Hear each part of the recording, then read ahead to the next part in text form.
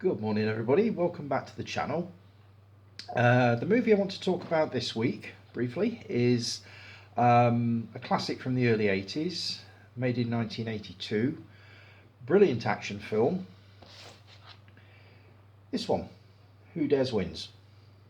Now, I haven't seen this for quite a few years. I remember watching it when it first came out on VHS. Oh, you remember VHS? We're going back a bit. Um, and I remember enjoying it.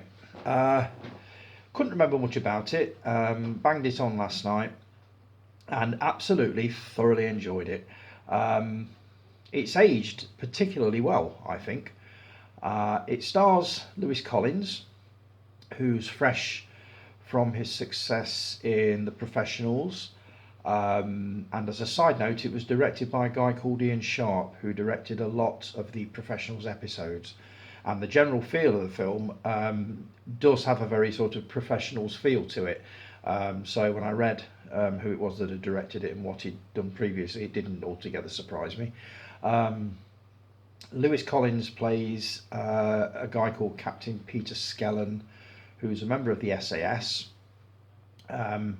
He gets kicked out deliberately for torturing two prisoners, but it's all a bit of a ruse so that he can go undercover to infiltrate and hopefully bring down an organisation known as the People's Lobby. Um, they are planning some sort of a terrorist operation against some visiting American dignitaries, and it's basically his job to find out what they're going to be up to and how they're going to be doing it, and to hopefully foil their plans. Foil their plans. I haven't said that one before. Um, you've also got quite a few other stars in there. You've got old school actors Richard Widmark and Robert Webber. You've got Edward Woodward, who plays the police commissioner, and you've also got Judy Davis, who owns the screen in every scene that she's in. She's absolutely superb in this. And the biggest surprise for me came. I watched it and I knew this face, and I could not for the life of me figure out who it was. I actually had to go on the IMDb and check the cast list out. Ingrid Pitt.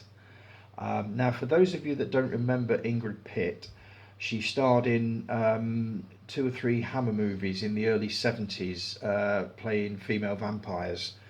I haven't seen her in an awful lot since, but she's absolutely superb in this movie. Plays the sadistic, cold right-hand woman of Judy Davis's character, Frankie Leaf, and plays it with great relish. She loves every minute of it, you can tell. Um, so she's in there. You've also got John Duttine, uh, who I remember mostly from a series called The Mallons, which was a Catherine Cookson thing in the 80s. He's been in a lot of stuff since. Couldn't name any of it, to be honest. Who else is in there? Can't think of anybody else. Nope. Um, but basically, the film moves along at a frantic-ish pace.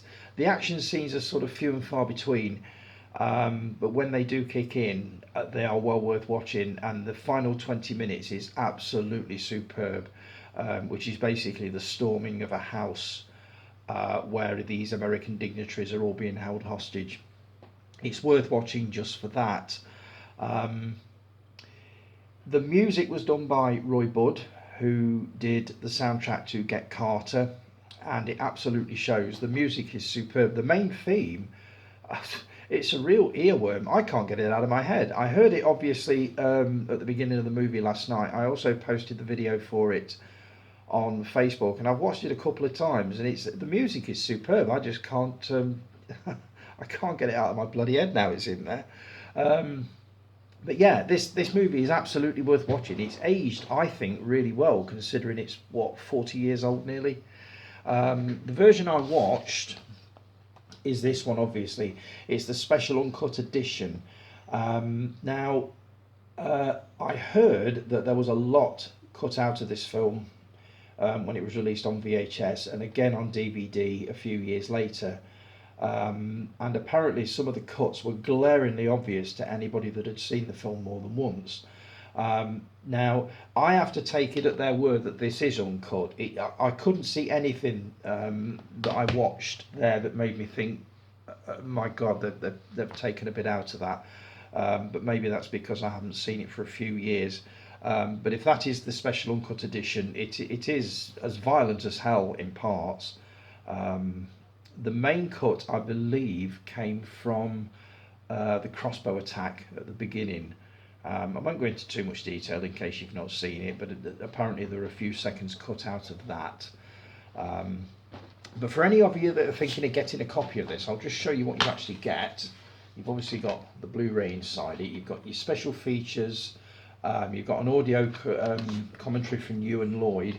I mean, Ewan Lloyd was a legend in the late 70s, early 80s. He was responsible for two of my all-time favourite movies, The Seawolves in 1980, which was Roger Moore, David Niven and Gregory Peck, and one of my absolutely all-time favourite movies that I've seen hundreds of times and will be reviewing on the channel very, very shortly because I'm due to watch it again, The Wild Geese. Richard Burton, Roger Moore, Hardy Kruger, absolutely brilliant. Oh, Richard Harris, mustn't forget Richard Harris. Absolutely brilliant action film. And Ewan Lloyd, you know that when you see the name Ewan Lloyd, you are in for a cracking movie. And The Wild Geese didn't disappoint. I love The Seawolves, and Who Dares Wins. You couldn't really go wrong with either of those. So you've got an audio commentary from Ewan Lloyd and the director Ian Sharp.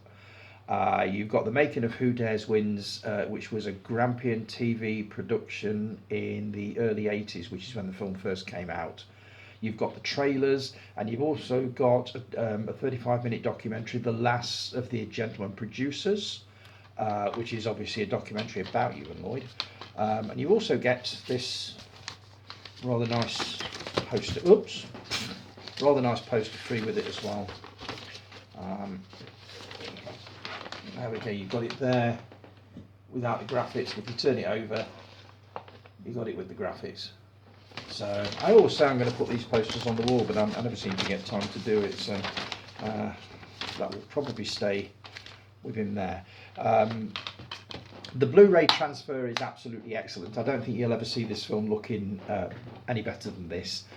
So if you're thinking of grabbing a copy, just make sure you get the one with uncut special edition written at the top, and you'll know you'll be getting the genuine article. The one that was released probably 4 years ago on Blu-ray was cut quite extensively, so I heard. So that is the version to go for if you're looking at grabbing a copy of it. Now, I was supposed to be doing The Warriors this week, but when I had this one through, I wanted to do a review of this because I enjoyed it so much. So I would imagine The Warriors will be next week, but I've got quite a few to go at, so we shall see.